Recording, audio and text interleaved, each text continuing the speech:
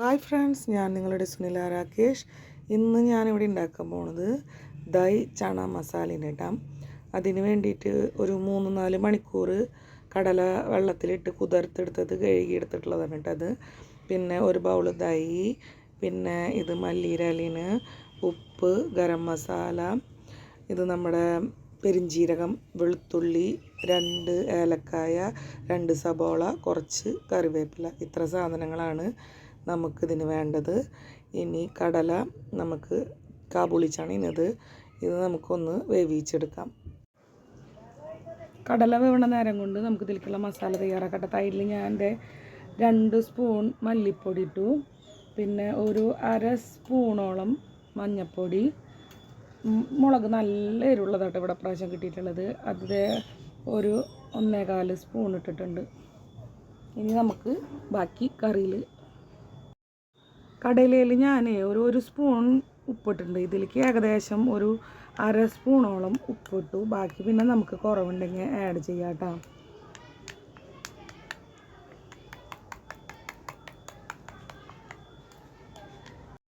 ഈ തൈരിൽ ഈ മസാലകളൊക്കെ നല്ല പോലെ ഇളക്കി യോജിപ്പിച്ച് കഴിഞ്ഞാൽ ഇത് നമുക്ക് തൈരാണെന്ന് തോന്നാത്ത പോലെയാവും ബാറ്റർ.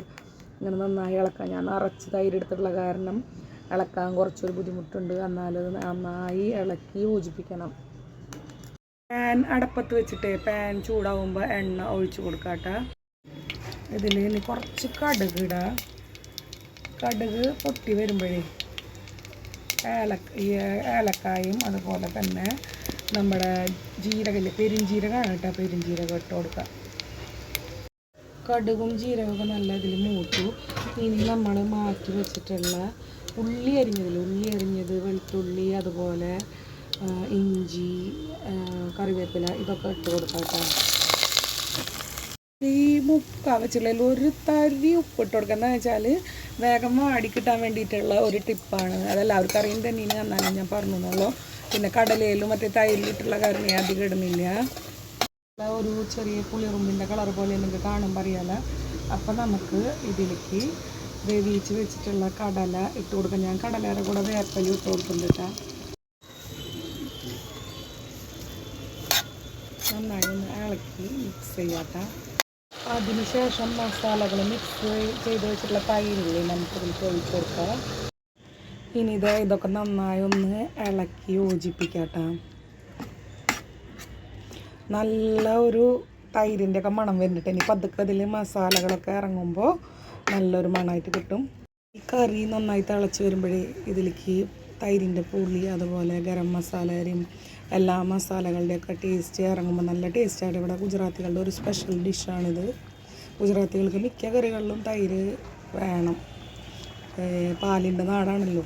ഇനി ഇതിലേക്ക് കുറച്ച് നമ്മുടെ ഗരം മസാല ഇട്ട് കൊടുക്കാം.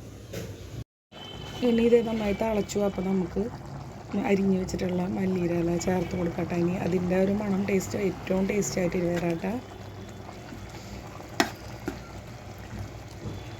അങ്ങനെ ഫൈനലി നമ്മുടെ കറി റെഡിയായി. ഇനി സെർവ് ചെയ്യുന്ന വീഡിയോ കാണിക്കാം. ഇവിടെ രാകേഷ് ഏട്ടനും പിള്ളേർക്ക് പൂരി എന്ന് വെച്ചിട്ടുണ്ടെങ്കിൽ സബോള അരിഞ്ഞത്, മുളക് വറുത്തൊക്കെ വേണം. പിന്നെ ഇപ്പോൾ ഇടുന്നത് സിക്കണ്ടെന്ന് പറയും. നമ്മുടെ നാട്ടിലൊക്കെ ഇപ്പോൾ കിട്ടും തോന്നുന്നുണ്ട്. ഞാൻ ആദ്യമായിട്ട് ഗുജറാത്തിൽ വന്നിട്ടാണ് കഴിച്ചത് കേട്ടോ.